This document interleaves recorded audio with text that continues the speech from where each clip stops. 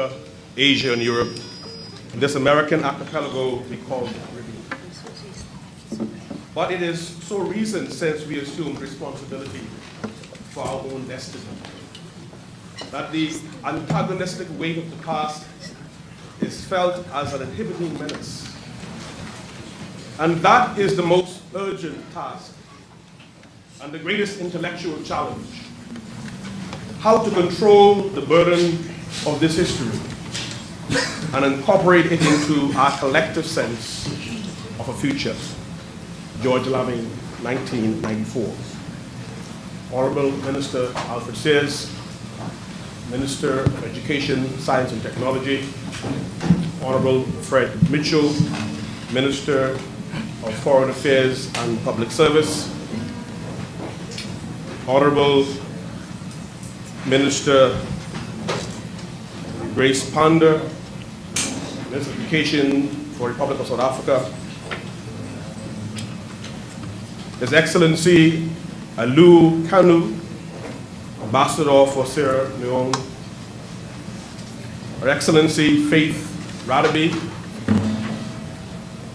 other distinguished guests from the Ministries of Education, the Republic of South Africa, and also in the Commonwealth of the Bahamas,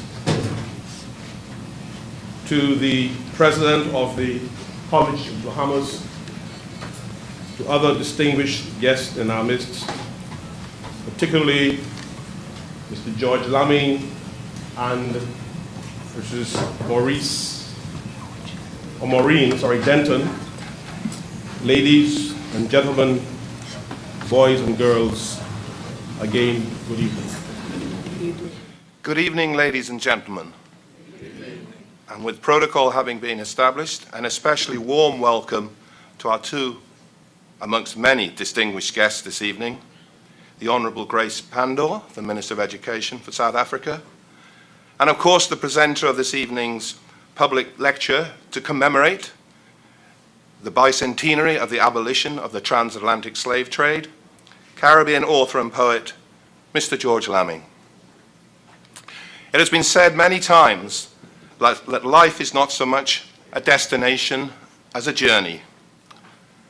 And as I look around this evening and ponder the journey that each of you and of us may have taken, I believe it is true to say that apart from fighting the infamous Nassau evening traffic, our journey as a common civilization has taken many forms and reflects hundreds of years of history. To explain this point further, and as a small or a tiny appetizer for the evening's proceedings, I would ask Mr. Lamming's permission to quote a short passage from his collection of essays entitled The Pleasures of Exile. The indigenous Carib and Arawak Indians, living by their own lights long before the European adventure, gradually disappear in a blind wild forest of blood. That mischievous gift, the sugar cane, is introduced, and a fantastic human migration moves to the new world of the Caribbean. Deported crooks and criminals, defeated soldiers, and royalist gentlemen fleeing from Europe, slaves from the west coast of Africa, East Indians, Chinese, Corsicans, and Portuguese. The list is always incomplete. But they all move and meet on an unfamiliar soil in an unpredictable and infinite range of custom and endeavor. People in the most haphazard combinations, surrounded by memories of splendor and misery. The sad and dying kingdom of sugar. A future full of promises. And always the sea. May this evening help us reflect more on the journey so far. Welcome, one and all.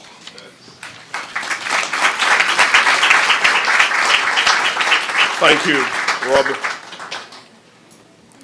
I am Keith Russell. I hail from the wonderful land of Grand Bahama. from a town that is no more, Pine Ridge. I have migrated to the second city, Freeport, where I now reside. It's my great pleasure to be here with you tonight to help guide you through these deliberations. Indeed, it's my great pleasure to be able to stand in such close proximity to one of the giants of our region, Mr. George Lamming, who has inspired me so much. And so with that, this wonderful ensemble is now going to give us a selection. I understand that they were so good, says Pat, that they were snatched away to play for dinner downstairs, so we could not find them. But they're here, and we're delighted to have them, and they're now going to perform for us.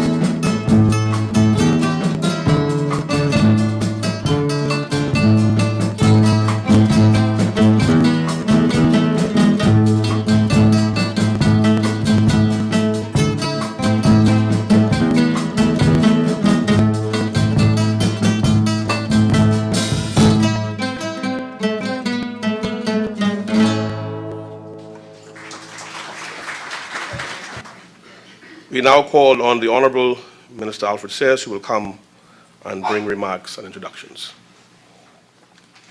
Thank you very much, Mr. Moderator. Minister of Foreign Affairs, Fred Mitchell. Minister of Education from the Republic of South Africa, Minister Naledi Pandor. Excellencies, High Commissioner from the Republic of South Africa for the Caribbean, Faith Radaby, Excellency Kanu, Deputy Permanent Representative to the United Nations from Sierra Leone, to our Permanent Secretary, Madam President of the College of the Bahamas, distinguished educators, compatriots, students, especially the guitar ensemble from H.O. Nash Junior High School. Let us give them a hand.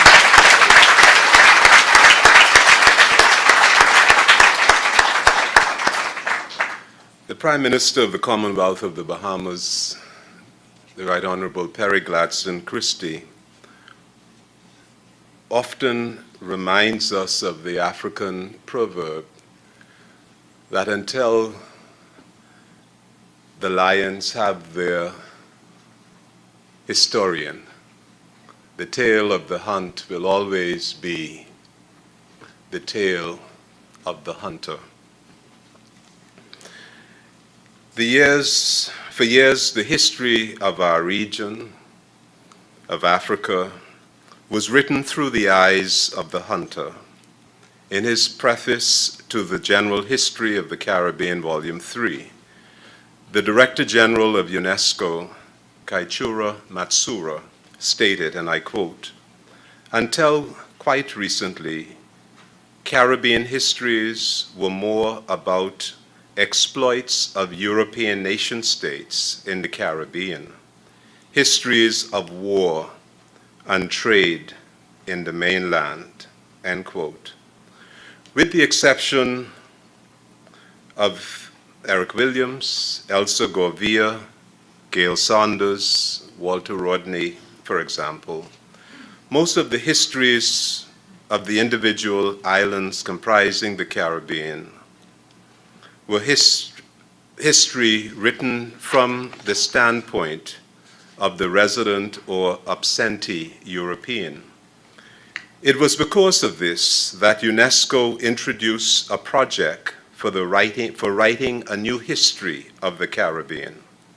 This welcomed paradigm shift to a Caribbean-centric view has enabled historians to analyze Caribbean history from the view of the people who inhabit or inhabited this region rather than from that of the colonial institutions and countries. It is in this context, this Caribbean-centric perspective, that the abolition of the slave trade in 1807 must be viewed. Understanding Caribbean history from the view of the masses, that is, from the bottom up, if you will, is extremely important. It is the people who created the cultural, social, and national identity of our region.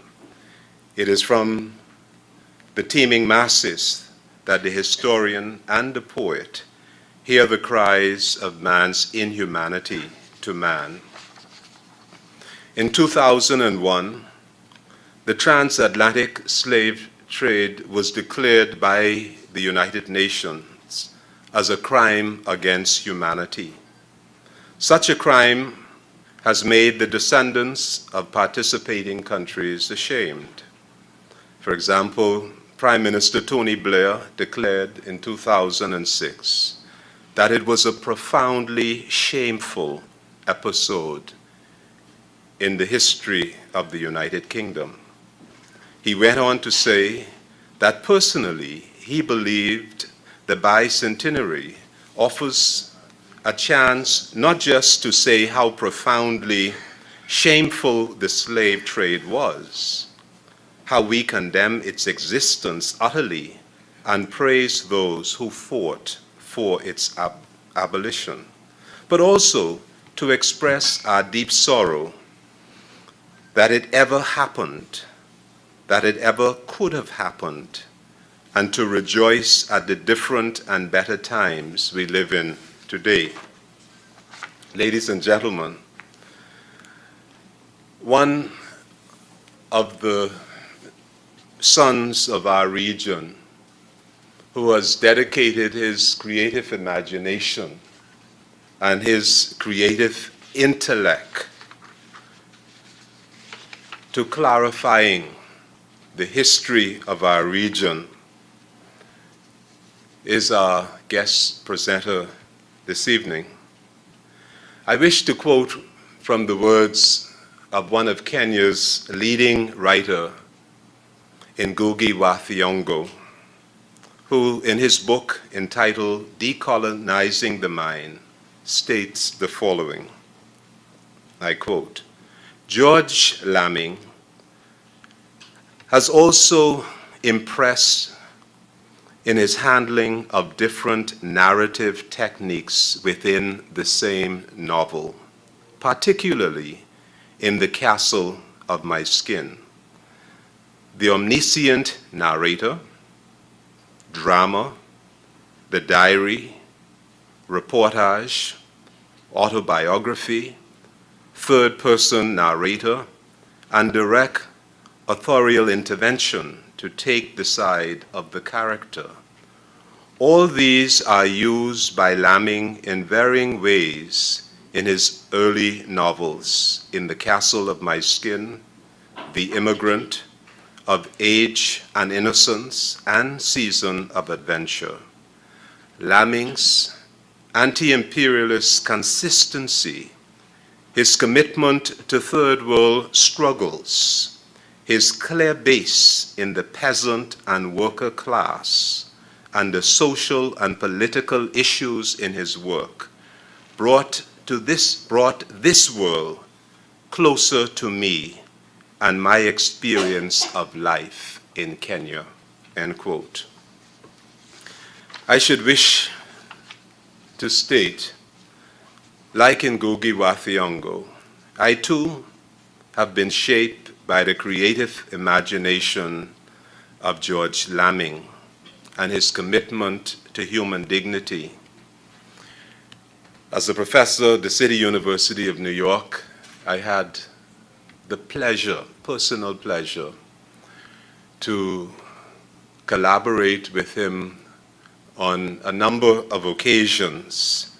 And I was always impressed by his easy accessibility to younger persons, to persons from our region, and also I had the pleasure to sit with Ngugi wa Thiong'o in London in 1985, and he also commented on the generous spirit of this son of our region, this son of Africa. It therefore gives me great pleasure to welcome him to the Bahamas. And I think this, George, is your first time of speaking to a Bahamian audience. Well, anyway.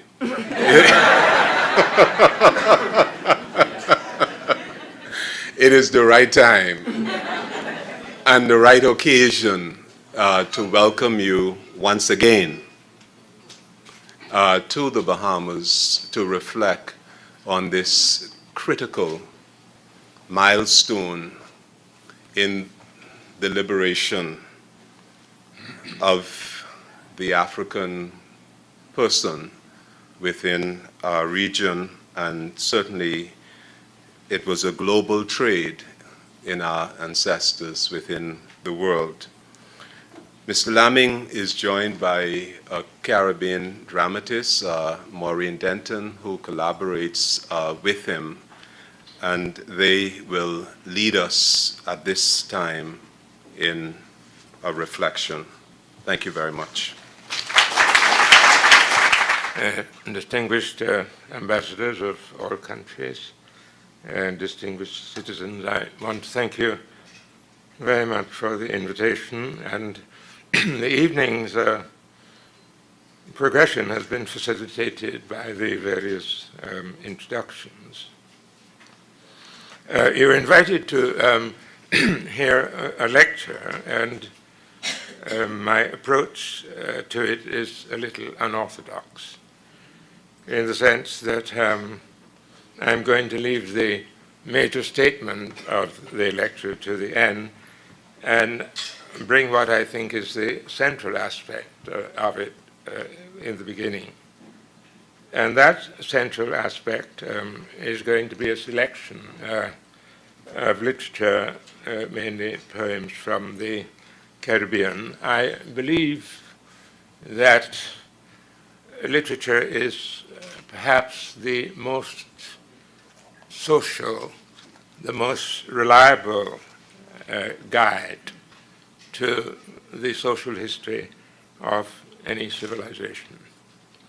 I remember meeting an Oxford historian once, and he was telling me that he met one of his peers, a Frenchman, and he was trying to find out from him what would be the essential reading for understanding the French 19th century. And the man said, Balzac. And he said, yeah, I understand about Balzac, but I mean history. And the Frenchman said, Balzac. Language was the instrument, I think, in the creation of empire, but language then is to be found in the literatures of the Caribbean as perhaps the most sober reminder that empire has also been a metaphor of racial diversity and cultural miscegenation, which challenges the imagination to discover its true location. And in a sense, we are living at a time when everyone is engaged in this journey of discovering your true location.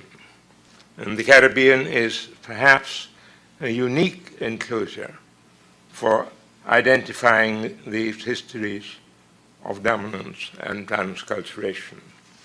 And so we are going to, in a way, begin this lecture with just a series of poems that illustrate. There are about 4 sections of these, and they are concerned. What I'm doing, I've put them together in a way in which one territory is speaking to another. So it's Jamaica on the Arawaks speaking to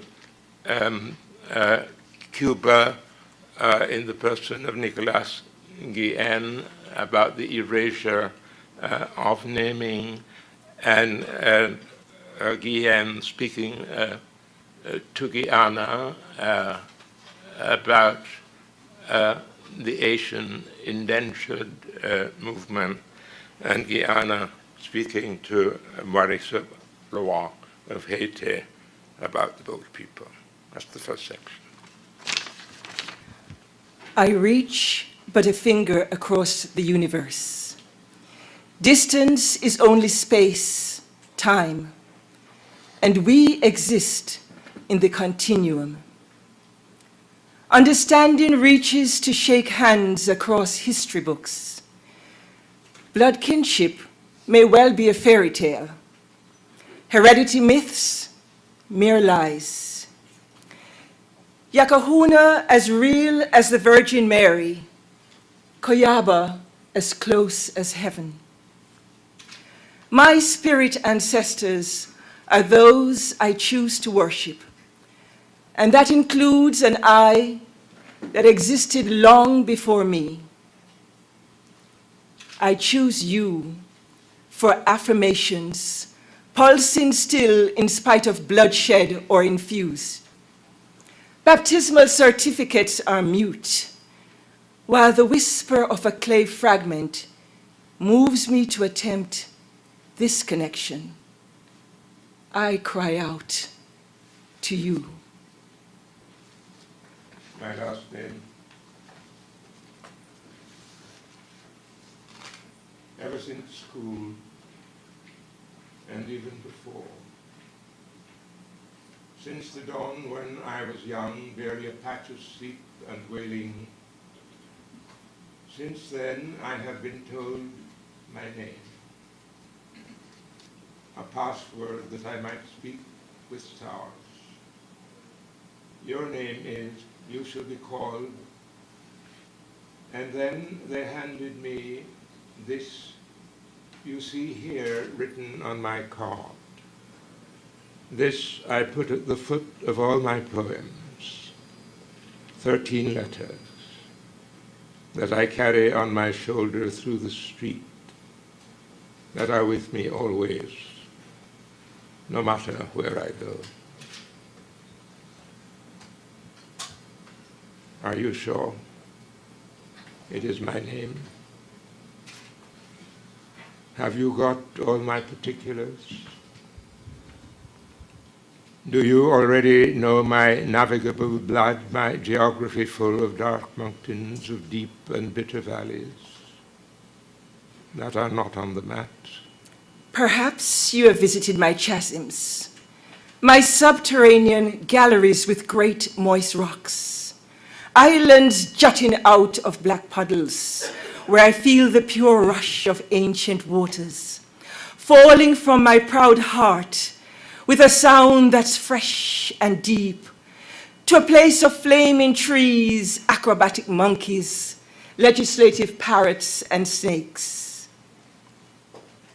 Does all my skin,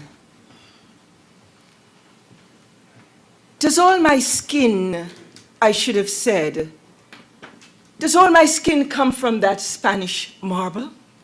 My frightening voice too, the harsh cry in my throat, are all my bones from there?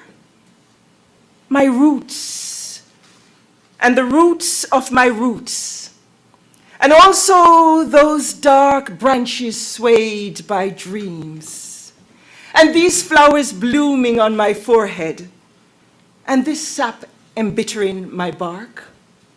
Are you certain? Is there nothing more than this that you have written, than this which you have stamped with the seal of anger? Oh, I should have asked. Well, then I ask you now. Don't you see these drums in my eyes? Don't you see these drums tightened and beaten with two dried-up tears?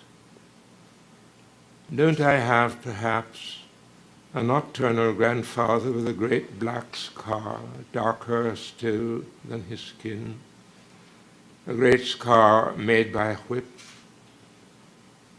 Have I not, then, a grandfather who is Mandingo, Dahoman, Congolese?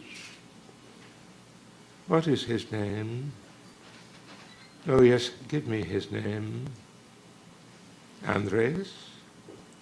Francisco? Amable? How do you say amable in Congolese?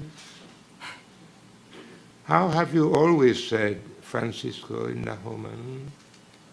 In Mandingo, how do you say amable? No? Where then? Other names? The last name, then. Do you know my other last name? The one that comes to me from that enormous land, the captured, bloody last name that came across the sea in chains which came across the sea. Ah, you can't remember it. You have dissolved it in immemorial ink. You stole it from a poor, defenseless black. You hid it, thinking that I would lower my eyes in shame. Gracias. Thank you. I'm grateful to you. Noble people, thanks. Merci. Merci bien. Merci beaucoup. But no. Can you believe it? No. I'm clean. My voice sparkles like newly polished metal. Look at my shield. It has a baobab. It has a rhinoceros and a spear. I am also the grandson. Great-grandson. Great-great-grandson of a slave. Let the master be ashamed.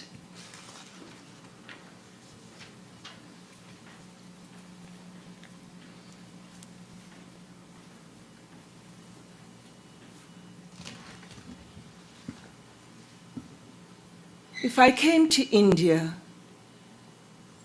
shall I be a broken pilgrimage to Mahatma? Resigned or rebellious at street corner hunger? Shall I wear penitence, a saffron robe, the wooden beads of my days cast about my breast? Shall I be Methuselah in my tradition, a foreign vine grafted to the Deccan Peninsula? Shall I find the poet naked in the mountain? Shall I discover philosophy in mountain caves where Everest reigns? Near the Tibetan border where monks levitate, is the secret of being written on a parched leaf? If I come, will I find myself?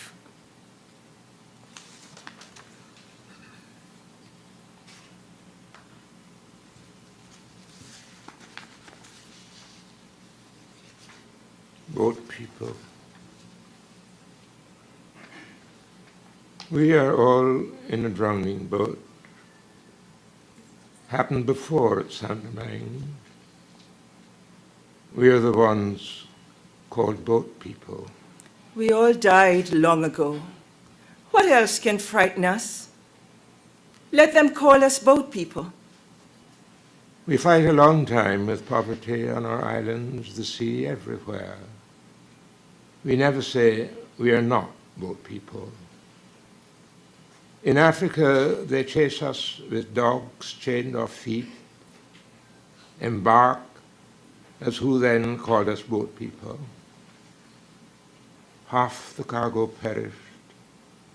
the rest sold at Borsal Market. It's them who call us boat people. We stamp our feet down. The earth shakes up to Louisiana, down to Venezuela. Who would come and call us boat people? A bad season in our country. The hungry dog eats thorns. They didn't call us boat people yet.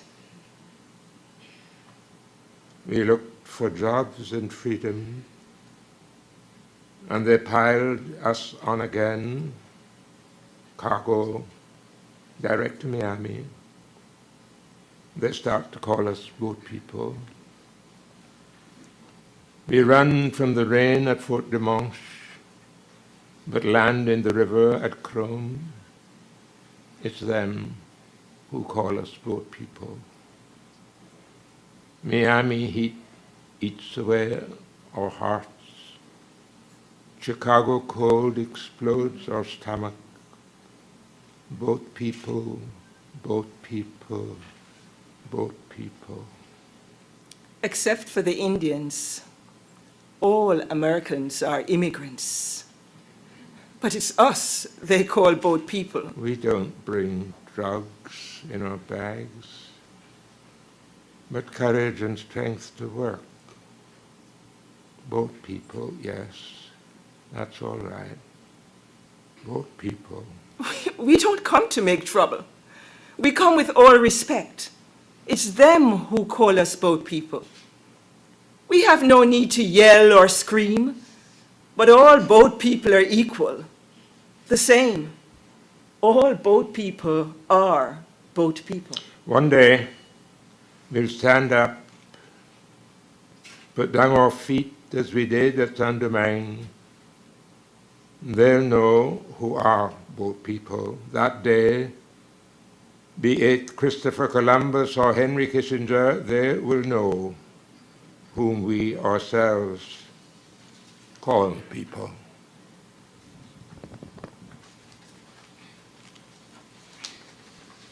At the opening, there was, at the end of the first section, I wanted to draw attention to a statement made by a questionable Dominican priest who came into the region sometime after Columbus. It's a very famous name, but he was saying something that really anticipated us by more than a century. I'm speaking of a man called Jean-Baptiste Labat, written extensively on these journals all through the Indies. He was a priest who also dealt in human traffic, but didn't see any great difficulty in doing both. But he spotted something which we are engaged in today. I have traveled everywhere in your Sea of the Caribbean, from Haiti to Barbados to Martinique and Guadeloupe, and I know what I'm talking about. You are all together, citizen and race unimportant, feeble little labels compared to the message my spirit brings to me, that of the position which history has imposed upon you. I saw it first with the dance in the meringue in Haiti, the begin in Martinique. It is no accident that the sea which separates your lands makes no difference to the rhythm of your body. And I would like you to understand by rhythm what he means there, all the permutations of language. Which brings me to the next section, which I see as a dialogue between time and circumstance. It's in parts a rather despairing kind of wail, almost countered then by a sort of spirit that says in every disaster there is a seed of a new beginning. And it's Nancy Morejon, one of the very great poets. It's a Cuba and Jamaica, in the words of Mike Smith, speaking to Martinique, Aimé Césaire. I love my master. I gather brushwood to start his daily fire. I love his blue eyes, gentle as a lamb. I pour drops of honey for his ears. I love his hands that threw me down on bed of grasses. My master bites and subjugates. He tells me secret tales while I fan all his body, running with wounds and bullet-pierced from long days in the sun and plundering wars. I love his roving pirates' feet that have pillaged foreign lands. I rub them with the softest powders I could find, one morning coming from the tobacco fields. He strummed his ornate guitar and melodious couplets soared as though from Manrique's throat. I long to hear a marimbula sound. I love his fine red mouth that speaks words I can't understand, for the language I speak to him still isn't my own. And the silk of time is in threads. Overhearing the old black overseers, I learned how my lover doled out whip blows in the vat room of the sugar mill, as if it were a hell, that of the Lord God they harped on so much. What is he going to do it for? Why him hand and foot? Where does he go in his lavish coach by horses that are luckier than me? My love for him is like the creeping weeds that overrun the private food plots of the slaves. The only thing I can really own. I curse this Muslim robe he has draped over my shoulders, these vain laces he has pitilessly made me wear, my household task in the afternoon where no sunflowers grow, the language so stubbornly hostile I can't spit it out, these stone breasts that can't give him suck, this belly slashed by his age-old whip, this damned heart. I love my master.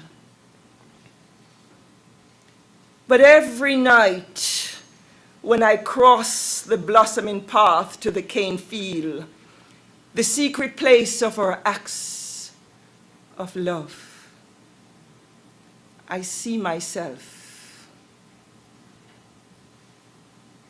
knife in hand, flaying him like an innocent animal. Bewitching drumbeats now drown his tears, his suffering. The bells, sugar mill, call. My mouth shall be the mouth of misfortunes, which have no mouth. My voice, the freedoms which break down in the prison cell of despair. And coming, I would say to myself, beware, my body and my soul, beware above all of crossing your arms and assuming the sterile attitude of the spectator, because life is not a spectacle, because a sea of sorrows is not a proscenium.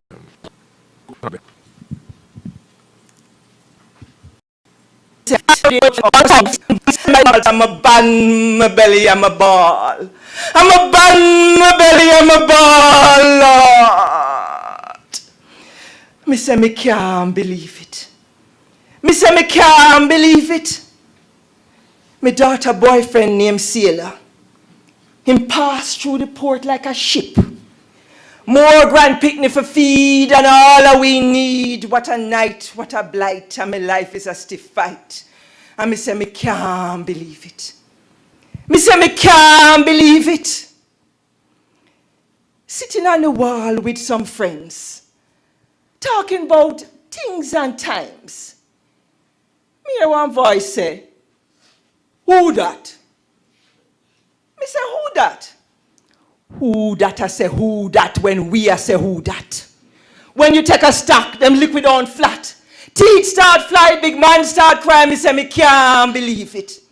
Me say me can't believe it. Doris, a mother of 4, get her work as a domestic. Boss man moving, Popsicle Siko, she pregnant again. Popsicle Siko, she pregnant again. And me say me can't believe it. Me say me can't believe it. Passing by a yard the other day, me hear, "Hey boy." "Yes, ma'am." "Hey boy." "Yes, ma'am."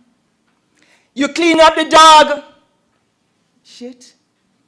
"Yes, ma'am." And me say me can't believe it. Me say me can't believe it. The yard the other night, me hear fire! Fire to plate cloth! Who dead? You dead? Who dead? Me dead? Who dead? Her dead? Who dead? I'm dead?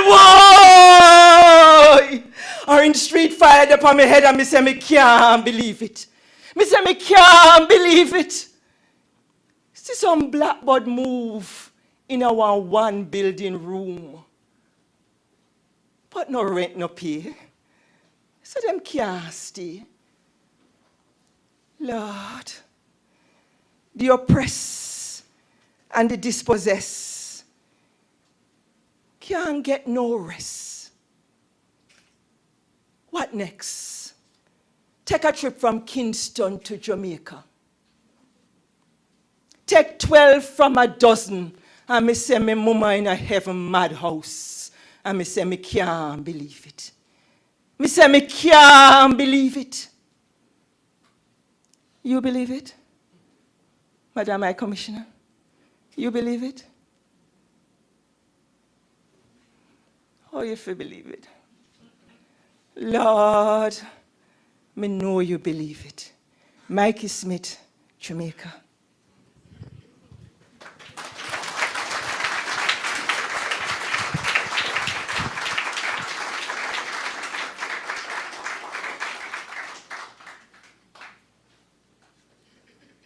I want to rediscover the secret of great speech and of great burning.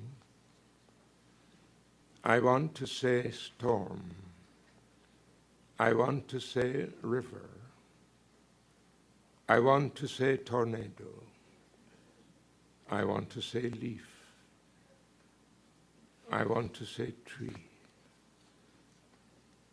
I want to be soaked in every rainfall, moistened by every dew. As frenetic blood rolls on the slow current of the eye, I want to roll words like maddened horses, like new children, like clotted blood, like curfew, like traces of a temple, like precious stones buried deep enough to daunt all miners.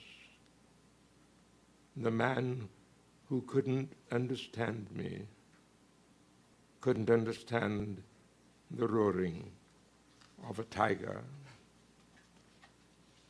Upright now, my country and I here in the wind, my hand small in its enormous fist, and our strength not inside us, but above in a voice that bores through the night, and its listeners like the sting of an apocalypse wasp. And the voice declares that for centuries, Europe has stuffed us with lies and crammed us with plague. For it is not true that the work of man is finished. We have nothing to do in the world We are the parasites of the world. Our job is to keep in step with the world. The work of man is only just beginning. It remains for him to conquer at the four corners of his fervor every rigid prohibition. No race holds a monopoly of beauty, intelligence, and strength, and there is room for all at the meeting place of victory.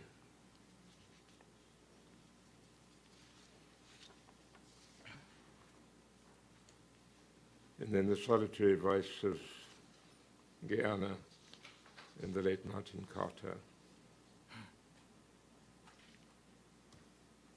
I was wondering if I could shape this passion just as I wanted in solid fire. I was wondering if the strange combustion of my days, the tension of the world inside of me, and the strength of my heart were enough. I was wondering if I could stand as tall while the tide of the sea rose and fell, if the sky would recede as I went, or the earth would emerge as I came to the door of the morning, locked against the sun. If the wound of the wind on my face would be healed by the work of my life, or the growth of the pain in my sleep would be stopped in the strife of my days. I was wondering if I could find myself all that I am in all that I could be, if all the population of stars would be less than the things I could utter, and the challenge of space in my soul be filled by the shape I become. I walk slowly in the wind, watching myself in things I did not make, in jumping shadows and in limping cripples, dust on the earth and houses tight with sickness, deep, constant pain, the dream without the sleep. I walk slowly in the wind, hearing myself in the loneliness of a child, in a woman's grief which is not understood, in coughing dogs when midnight lingers long on stones, on streets, and then on echoing stars that burn all night and suddenly go out. I walk slowly in the wind, knowing myself in every moving thing, in years and days and words that mean so much, strong hands that shake, long roads that walk, and deeds that do themselves, and all this world and all these lives to live. I walk slowly in the wind, to lifted sunset and gold and dim, a long brown river slanting to an ocean, a fishing boat, a man who cannot drown. I walk slowly in the wind, and birds are swift. The sky is blue and silk. I walk because I cannot fly.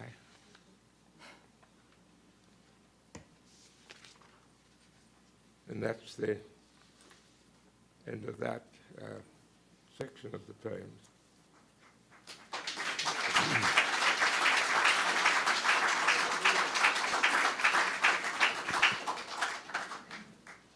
And now we're going to do an excerpt. This is I have to explain to you that this is, I've been very much preoccupied with Columbus. I have a view of him that is not too orthodox. He's usually seen as a ruffian and a murderer and so on, all those things he was. But I also see him as a man in his time who was very much the outsider. I'm very puzzled by his history sometimes. He was not a man of any fortune. and he was not of man any very considerable education. And it's always been a puzzle to me how he could have managed to navigate his way, so to speak, through those corridors to engage in discussion about the possibility of undertaking that kind of voyage. If you can imagine a guy who'd hardly got to a little past primary school, maybe secondary school, and then having to go to argue with the leading professors in this region about the justification of what he was doing, and this is what he had to do, to go to Salamanca, which was perhaps the greatest university of his time, to convince the scholars that what he was about to do made sense. I find it very mysterious. And then as an absolute foreigner, to be put in charge of a ship, that's an extremely dangerous thing to do even today in the Caribbean, to put a foreigner on a ship. Or the crew would have seen you as an enemy, and some of who had serious investments of the ship, and he is to be in charge of this. It's a perfect example of a man, perhaps, whose insecurity had to be shielded by very rigid and sometimes very murderous punishments long before he got to the Indies, with punishment inflicted on his sailors. Now, what I've been trying to do, this is a piece of Lamming here. There is a remarkable ceremony in Haiti known as the Ceremony of the Souls, and that's what I'm interested in. And the custom is that it was like every 7 years, the survivors of a member of the family had to ask the Hungan to summon the dead from water. The cosmology says that, as in all families, you know, there is disputes that don't get settled up to death. And in their case, what happens is the dispute must be settled even after you're dead. They say that when you're dead, you're locked in water, and the dead has to remain in water until this exchange with the living takes place. Hence the ceremony of souls.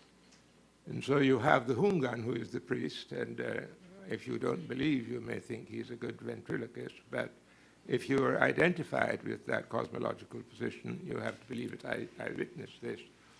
It's a tremendous setup in the tonel, and the Hungan summons the dead. And there is this exchange. It may be an issue between husband and wife, between mother and daughter, father and son, over what, sex, money, if there are many other things people quarrel about. And it has to be decided what really happened. And the point about the ceremony is that the dead cannot be released from water into eternity until that has taken place. That moment of reconciliation between the dead and the living within the context of the tonal, supervised by the Hungan, must take place before the dead is released into eternity. And I was then working on the Tempest, and I thought there's an interesting connection here. And what I'm interested in then is the way in which we are engaged in finding how do we bring about this reconciliation between a past and a turbulent present, which we are living. So I have constructed a trial in which Columbus is summoned. Columbus is summoned. He's in water still.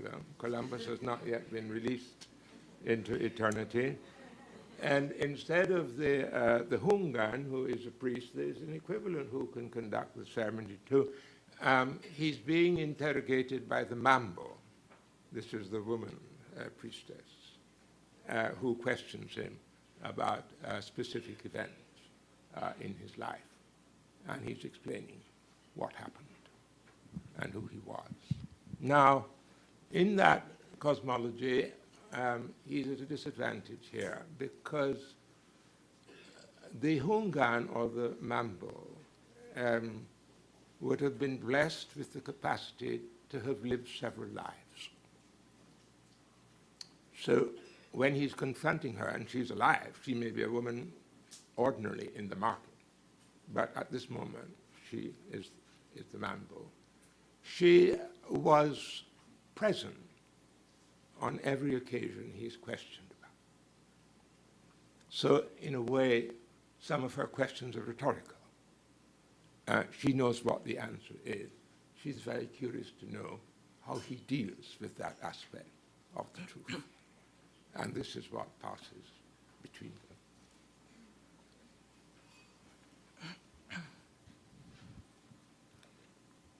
In the name of God, of the spirits, I'm asking the saints, the dead, you who are my only defense against all enemies, do not stop helping me during my life, and especially now in my conduct of this reunion between the living and those who reside below the waters.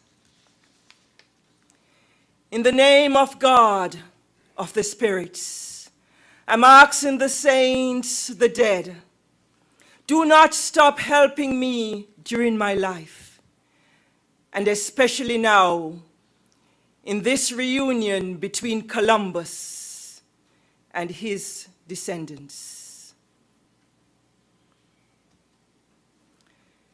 The living accuse you of crimes inflicted on these islands. No man is ever separated from the reputation of his country. Some say you were born in Italy. Some say otherwise. I was born. That I know. But always I had this vision of being somewhere else before that birth. It may be the Indies or lands further south, like I was traveling forever before I discovered Genoa. That's where your father was a weaver. But the record does not say for certain. I say birth gave me no anchor. There was no anchor. You were a child with a name. Colombo was a familiar name. Mother, father, brothers. There was family. And family is what you call an anchor. You have no memory of childhood as an anchor? I had no anchor. I traveled through childhood like an ocean, without latitudes, no hourglass or compass in rougher currents than any I would know when discovery made my name. Traveling, I traveled forever before that first landing in Genoa. I was a stranger there, even then. That's where your life was made a secret. Everyone complains about your secrets. Your wife was a secret. Your mistress, Beatrice, was a secret. Your argument before the Queen about the voyage you want to make was hiding a secret. Where did you get the maps you traveled by? Always a secret. The letters you sent back to your sovereigns from the islands buried their meaning in secrets. Why? Why? Since and before I was born, he made me his most watchful care when he saw me of an age with which he was content. He caused my name to sound marvelously in the land. The Indies, so rich a part of the world, he gave me for mine own. Of the barriers of the ocean sea, which were closed to such mighty chains, he gave me the keys, and I obeyed in many lands, and among Christians I had honorable fame. Honorable? You know me? And you know men who conspire to damage my name. Truth is the only conspiracy now working against you. It is not a secret that your journals showed admiration for the people you met when you first arrived in these islands. They brought us many gifts. Parrots and bales of cotton and any of their possessions you wanted to share. The birds and the flowers were uncommonly beautiful. I believe these islands far surpass all the rest of the world in beauty and convenience. I almost wanted to stay there for the remainder of my days. They put no value on gold. You said, neither buying nor selling. They were generous with their possessions. And you were convinced there and then that they would make fine servants, that with 50 men you could subjugate them all and make them do what you want. In exchange for the faith. In exchange for death, Cristobal Colon. For the faith. You led the slave raid in Cibao, where you captured almost 2,000 Indians, male and female. You selected 500 of the best for export to Spain, distributed the rest among your men as personal chattel on condition they settle on the island. Half the exported slaves died before they reached Spain. 200 of those remaining were too sick to walk when the caravels arrive. That is not a secret. Servitude was their refuge, safer under my protection than left to the barbarism of their neighbors who lived on human flesh. The verdict of the living is different. Cannibalism was the slander you invented to hide what is not a secret. Before your fourth and last voyage, more than half the original population had been murdered by the work in the mines and the musket shot from your men. It wasn't long before all were exterminated. No secret that. I know what no one can deny. There were Indians of civil manners and there were savages.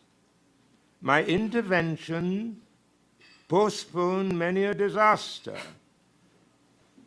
Indians came to me by the thousands begging to be taken to Spain and safety from the savages who had already destroyed many of their numbers. That is the truth. That's why we're here, to weigh the truth. I was careful and merciful to many of my Indian friends.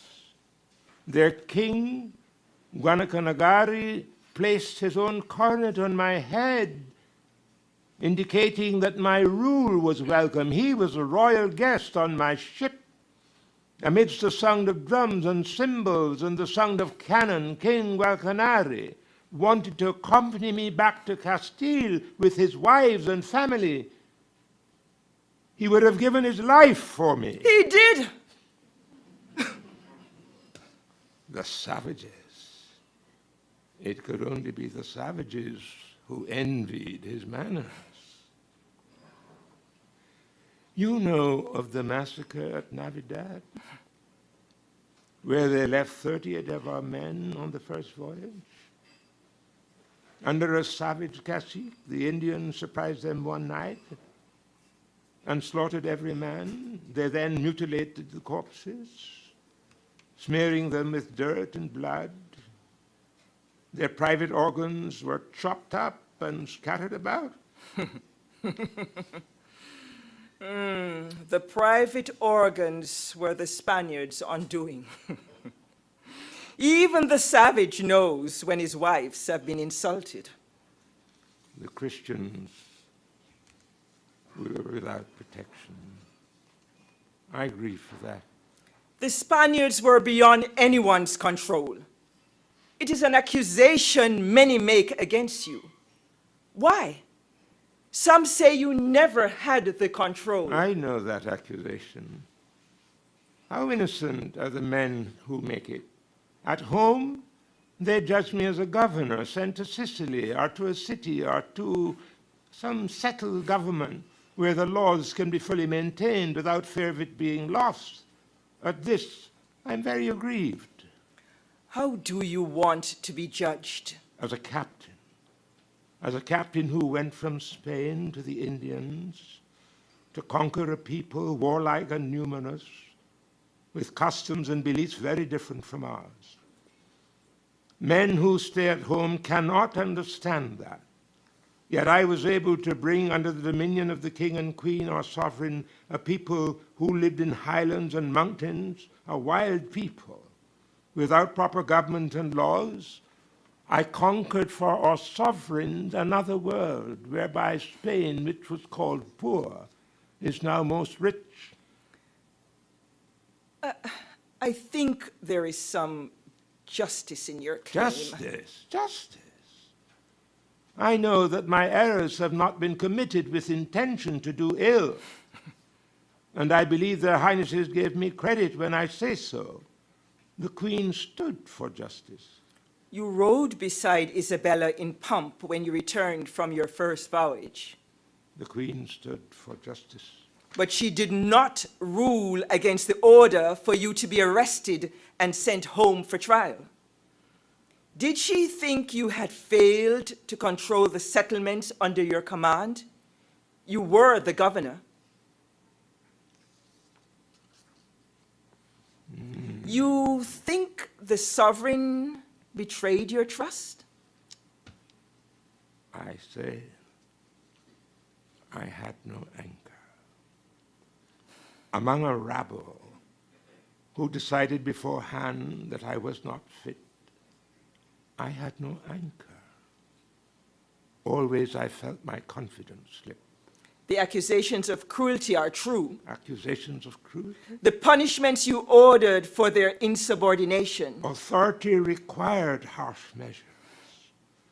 They condemned me to a style of rule that was not in my nature, and I had no anchor. Then the accusations are true. No truer than the circumstances which forced me to assume real command.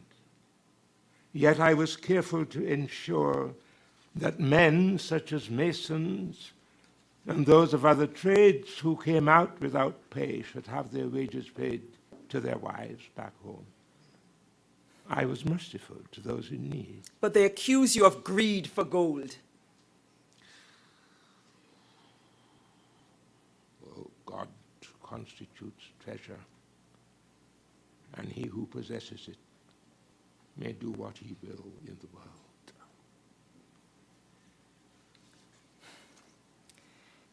In every letter to the sovereigns, you excite their imagination about the quality of gold you have found, even when there was none. I had no other anchor, and I was poor. I had no roof on my head in Castile. If I wished to eat or sleep, I had no place to go save to an inn or tavern, and most often I lacked the money to settle. You were making that claim long after your material comfort was secure. I wanted no more than the honors and privileges due to me by the articles and agreements the sovereigns endorsed. That would have made you richer than the king. I had no other anchor. In Jamaica, I was marooned for over a year, isolated, infirm, surrounded by 1,000,000 savages. They left me to die before I had elevated myself beyond the reach of other men. To go beyond the reach of other men. Power was the vocation you were looking for. To stand out, to go beyond, always beyond. There lay my anchor. That's why you came to these islands. And the Indian savages were proof you could go beyond. We were your anchor. Are men to be judged? Are men to be judged according to the customs and opinions of the age in which they lived? Can any wrong be justified by the conviction which they held to be honorable? I had no anger.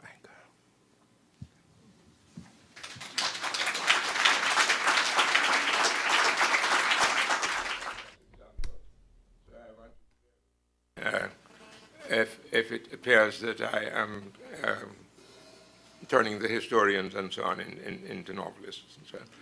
But I really want to speak of the nature of relationships, and what I think you are celebrating has a lot to do with the phenomenon of power, and I'm going to, in a way, examine this question of slavery without too much databases and so on, from that perspective of operating within the context of power.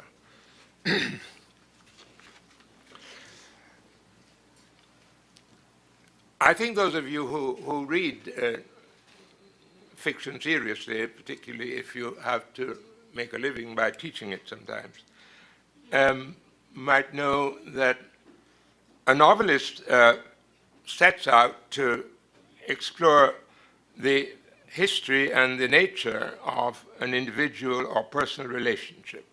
That's really what he or she sets out to do.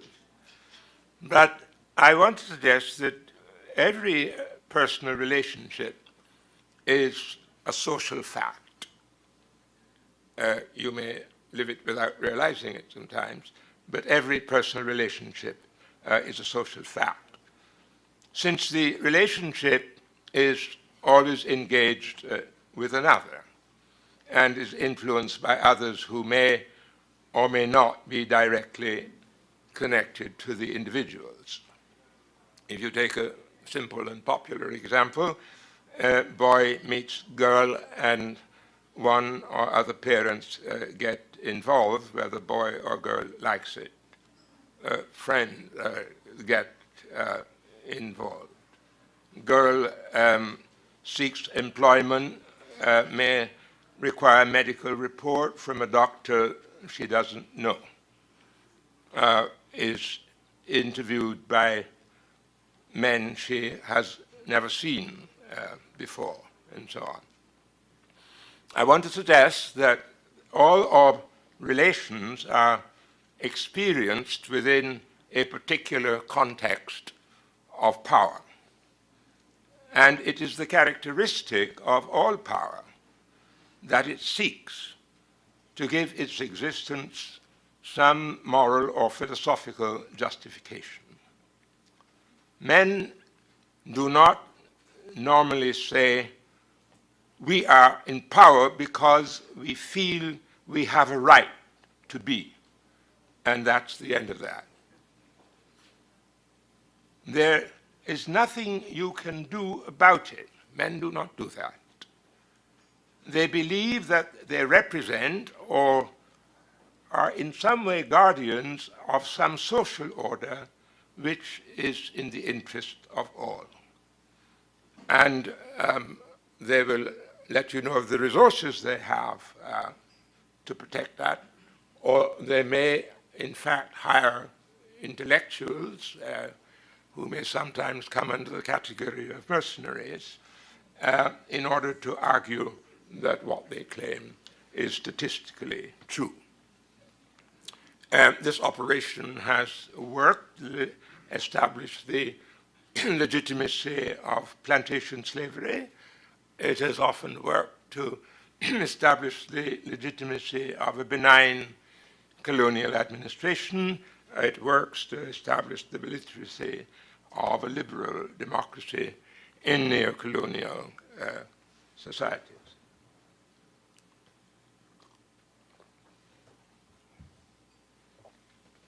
This social order is usually supportive of the material interest of a dominant ruling group, and they see these interests as being identical with the interests of the total society. Let me put it perhaps in a similar and sharper way. And this will relate to what later we'll get on to notions of identity. A concept of people or place does not arrive out of the blue. How you come to think of where you are and how you come to think of your relation to where you are is very dependent on what is the character and the nature of power where you are. You yourself do not, at a certain stage, decide who you are or what your relationship to where you are should be. These relations are experienced within a specific context of power. And this experience poses always a fundamental question. To what extent have we been able to organize our social relations in the interest of our own welfare, or to what extent can we control those who have acquired the power to organize those relations? Economists, you will probably know, frequently identify the problems of scarcity, which justify their own professional experience. It's a little uncomfortable to think that if there was no scarcity, there would be no economists. For example, they would not have been required in the Garden of Eden. Yeah. But they're sometimes very reluctant to explore or reveal the nature and in this exercise, the nature of the exercise of power which determines these things. For example, whether scarcity is natural or whether scarcity may be manufactured. It is within that context of power exercise of power, relation to power, capacity to resist power, that one has to see the whole theme that goes under the category of slavery. The philosopher Walter Benjamin made a very remarkable statement that applies also to us. He says, for every chapter of civilization, there is a corresponding chapter of barbarism. And I think that in our context, we can translate this to read, for every moment of enslavement, there is a corresponding moment of resistance. Any serious reflection of the slavery we are speaking about is almost automatically, or should be, a recall of events making for or leading towards liberation. And sometimes I am rather reluctant talking to people in the context of students to use the word slave, which sometimes is, not sometimes, nearly always is used to define that other. I do not think that we are talking about slaves, because the captured one, the enslaved one, has never ceased to be a person. And so the word slave defines a relation. It does not define the person.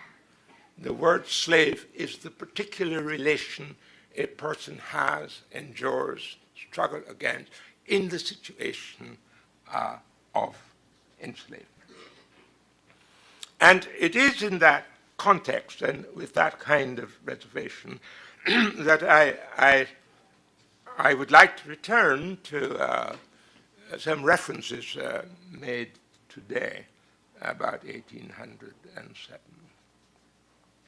Long before I came here, and they were carrying on in Barbados and so on, and I mean carrying on in a good sense. A lot of things were happening and so on. And I must confess, I wasn't feeling the kind of enthusiasm that I suppose I should. Because what I recalled, and I think this has been mentioned in one way,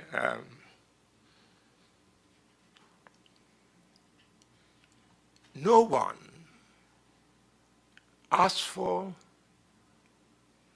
or carried through at the national level any such celebration for the bicentenary of 1804. And to me, 1804 is more important than 1807. In fact, if there was not 1804, I am not sure there would have been 1807. That is. And it is, again, very interesting within this, if you think of the theme of power. Why is it that the bicentenary of 1804 can pass almost unnoticed, and 1807 occupies the world's attention? It's about power. We are operating within a context about power.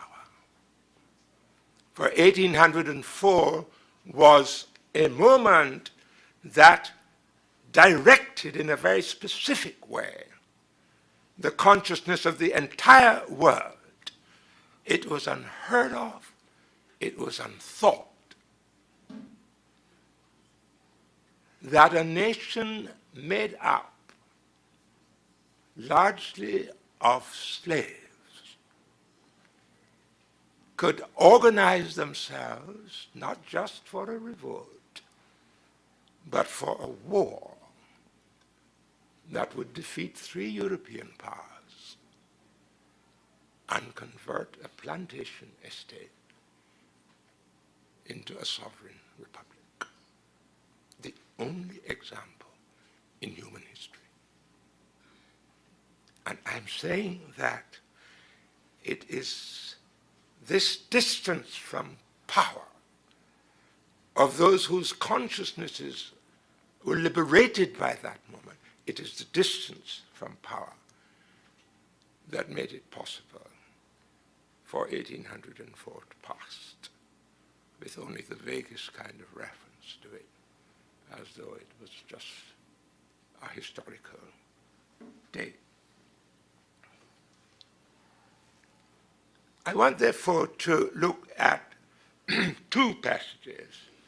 And when I quote, I'm thinking always of just of the words there, but how I want to interpret them.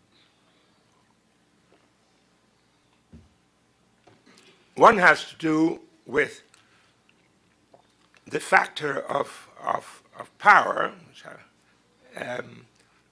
Whenever you say power,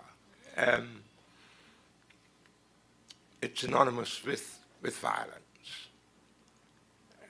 and certainly with force. We like to be quiet about that, but that's true, at least as far as we've reached in civilization. For example, the state of Bermuda couldn't dream of waking up tomorrow without the possibilities of having to resort to violence if people misbehave. You call it force, but it's violence.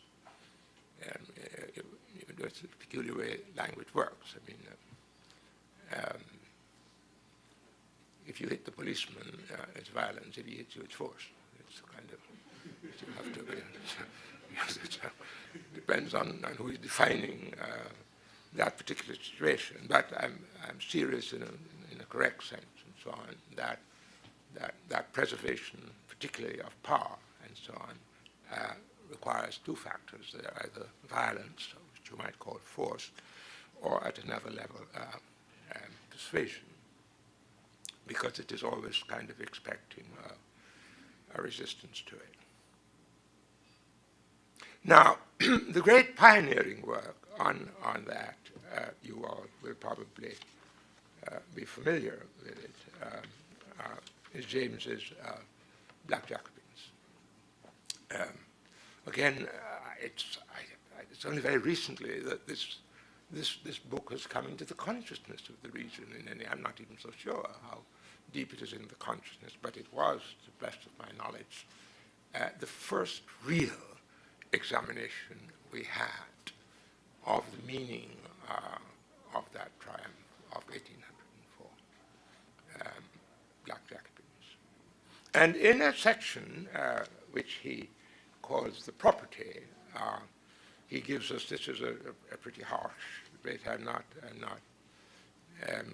reading it to upset. I'm just reading it to give you some idea of the nature, the etiology of the thinking that is going on, of what happened to the enslaved.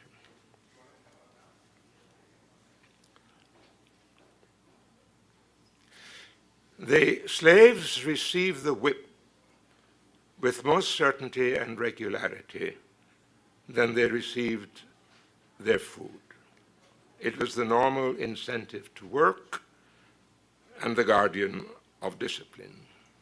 But there was no ingenuity that fair or depraved imagination could devise which was not employed to break their spirit and satisfy the lust and resentment of their owners and guardians.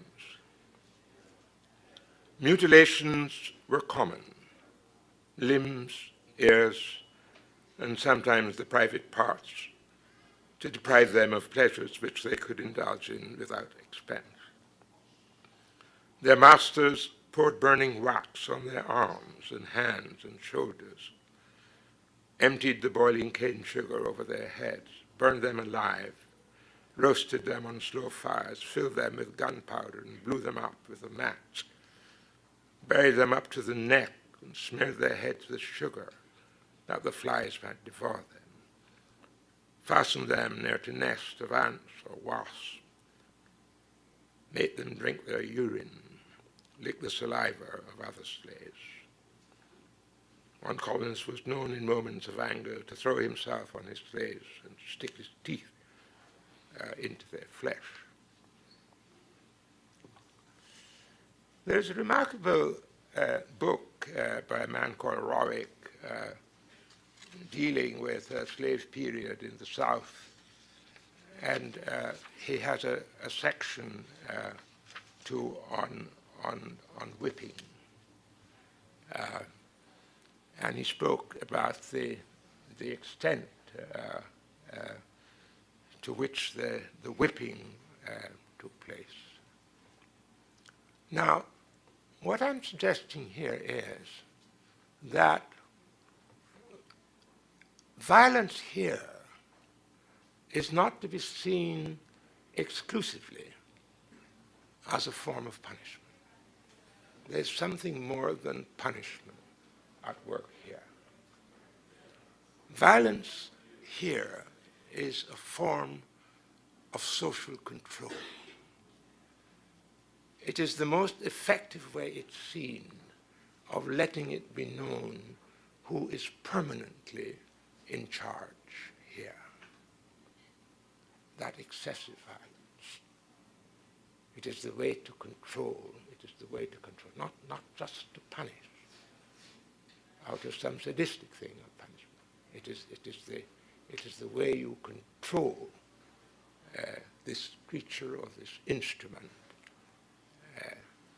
which must never, for one moment, get the idea that it would ever be free from that control. And later, in the later stages of that war, two things going on here. Point one, you think immediately of, yes, the pain and the torture and so on of the man.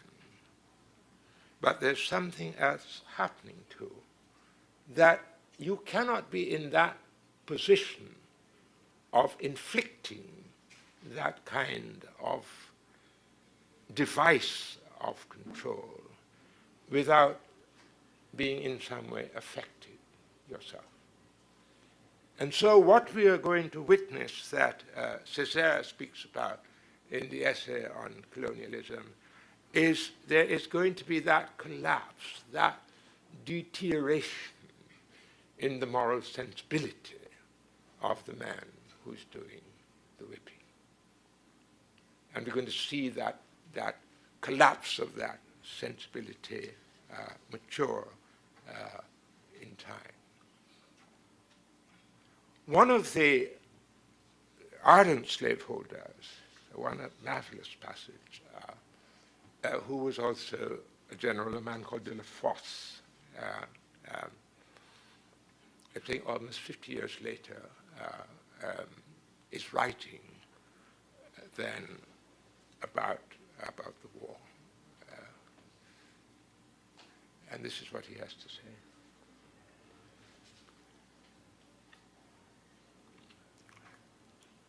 But what men these blacks are, how they fight and how they die, one has to make war against them to know their reckless courage in braving danger when they can no longer have recourse to stratagem. I've seen a solid column torn by a grape shot from 4 pieces of cannon go on advancing without making one retrograde step. The more they fall, the greater seem to be the courage of the rest. And they advance just singing to the attack grenadier who gets killed, that's his affair. Forget your ma, forget your path to the attack grenadier who gets killed, that's his affair. And I put these two passages together. The one makes one reflect on the nature of the device that is used to control, and the other, which is perhaps more teasing, makes you consider where does that instinct come from? The instinct which, under the severest kinds of calamity, retains almost the certainty that I must liberate myself from this. There are many reasons for this. Many questions can be asked about this. Is it just something to do with material circumstances, with temperament, not just of Africans, but is there something, a kind of almost organic part of the nature of the creature you call man, to have a hunger for freedom? And it is this, I think it is this speculation which led Hegel to explore this strange, what may seem strange, dialectic, that really the birth of freedom, what he's getting at, the birth of freedom is the existence of slavery. It is only when men have observed slavery that recognize what is the true value of freedom. And so one has always argued that in all these confrontations, say a confrontation like the American Civil War, the people who were most interested there in the North winning the war would have had to be the slaves in the South. Nobody could have had a greater investment in freedom than the slaves of the South. But I want to use that also to show the way in which these lessons, because there are lessons, these lessons in control and punishment and so on, can be internalized.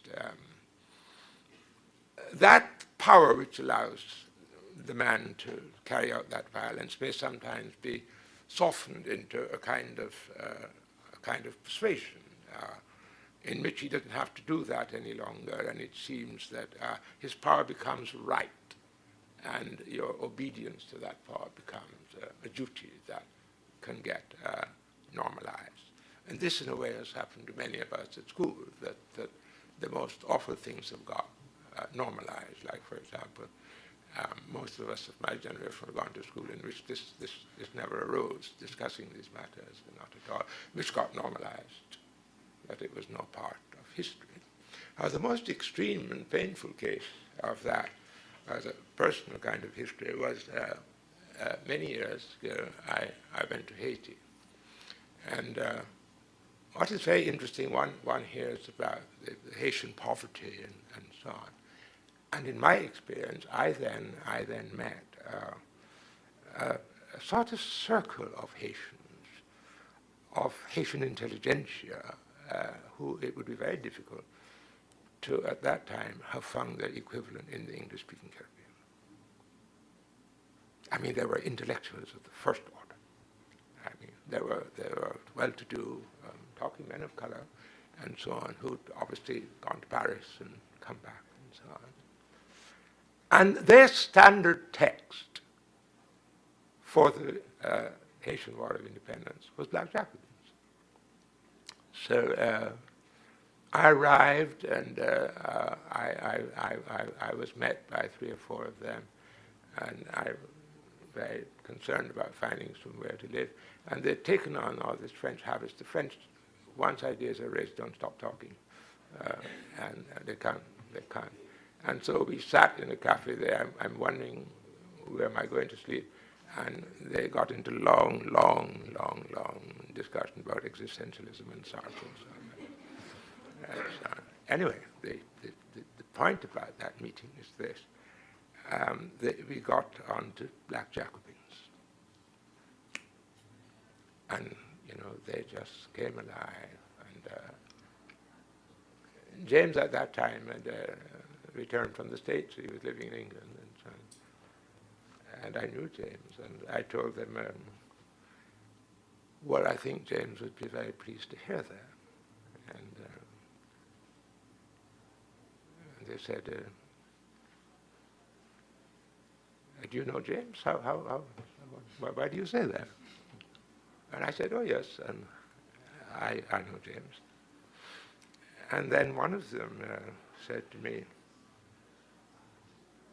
but could you explain to me how a book like that could have been written by a white Englishman? And I was surprised by this revelation, as they were then when I saw James was not a white Englishman at all. He's a very, very black.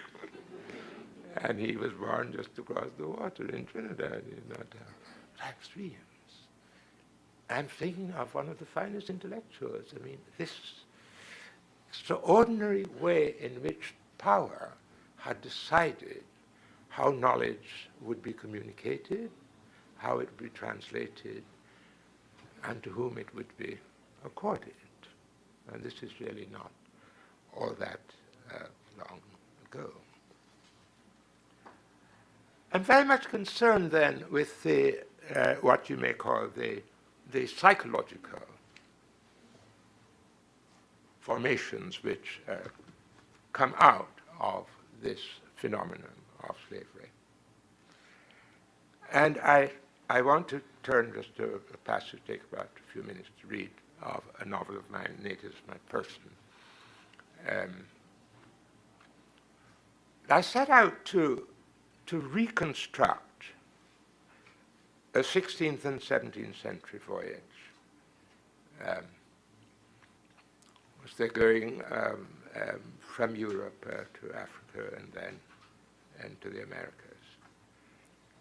And I use, as Ngugi was saying, in novels, all sorts of genres turn up in the novels. I use the diary of a young sailor. He's very, very young, first time he's gone to sea, by the name of Pierre. Now, in order to do this, I'd got into reading. There's a man, the brothers Richard Hackler, who in these extensive voyages of sailors wherever they went, all over Africa and everywhere. And quite often these are the voyages written down by men who were illiterate. One of the difficulties we have when you're doing the history is that we do not have much documentation from the Africans on the other side. And we did not have, our abolitionists were very far away, unlike in the United States. The abolitionists, such as they were about 8,000 miles away from the Caribbean and so on. There weren't even people around who might encourage the enslaved to talk. But I want to give a mental picture of what can happen. What I see is a very innocent guy here. Pierre is young, the poor guy, and this is his first voyage out. And he examines some kind of a war going on. Actually, it's a raid. It's a slave raid. And this is the effect it has on him. There were standing on a hill, some 20 in number, upright and powerful in body, but with surprising harmony in every limb, and no more so than when they took to their heels, recognizing what new dangers they did face. At first they didn't understand what damage our shot could inflict, seeing that ammunition was still foreign to their ways, since bows and arrows be the only known weapons they take to war. I was amazed to see them dance at the first shot of fire, believing our arms intend some kind of greeting, until a shot found mark and tore the hole in the chest of a man who was coming forward. The rest were still laughing and shouting like they would put some spell of jubilation on our men, until they realized their leader could not stand up for the great quantity of blood which is inside its path. Oh, it was a wonderful blow which struck him through so that his bowels were pouring onto the ground. It took such calamity to make them understand it was the work of our shot which had blasted him to bits. And then they made up the hill swift as hare with our shot hard in pursuit. We were sorely winded in our fight after them, but our men had a mighty heart for the chase, mindful of their share in any cargo that was honorably taken. We were after them, perceiving our shot in case their numbers did multiply, which without warning they did. And now a most terrible battle was waging, with arrows coming fearful and fast where they lay. But the sound of shot put them to fright, and soon the arrows subsided, and we watched them assemble like they would hold counsel what to do. We released one shot that did straight open the throat of a woman, which tragedy seemed too great for them to contain, and thereby made them decide to seek in peace what we were after. We held our shot and held them in position. We spread out over a wide radius so that any change might be met from several points of vantage. And however, they were not desirous of attack, losing all heart after the shooting of the woman, who, it seems, was of some importance to their custom. They remained in their squatting position and howling like dogs, yet with some harmony and purpose to what they were doing. There were now 100 and more, men and women, and all naked and to the ground, where they began rolling and screaming and tearing their hair. We sent a scout forward to investigate it, if they would be ready to follow, keeping our harquebuses ready for action should they lack the fight to lure us into danger. But we had no further cause for alarm, seeing that they had no heart for the slightest sign of retaliation. There was one who did speak some words of our language, having done some previous business with ships of limestone, and knowing our purpose, before we did even declare our terms, he came forward wearing his hand like a cross before his face. And he did ask permission to bury the woman who looked to be dead for a long time. But fearing such requests, might be a way of springing some feast upon them and our men, we did not allow any delay, and ordered all without exception of age or sex to march before us toward the thick, where we had ample reserve of men waiting to come to our rescue should some untoward event come upon us.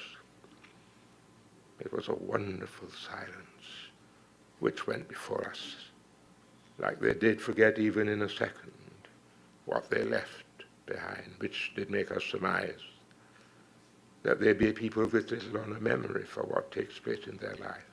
Such was their obedience as we loaded them on to the long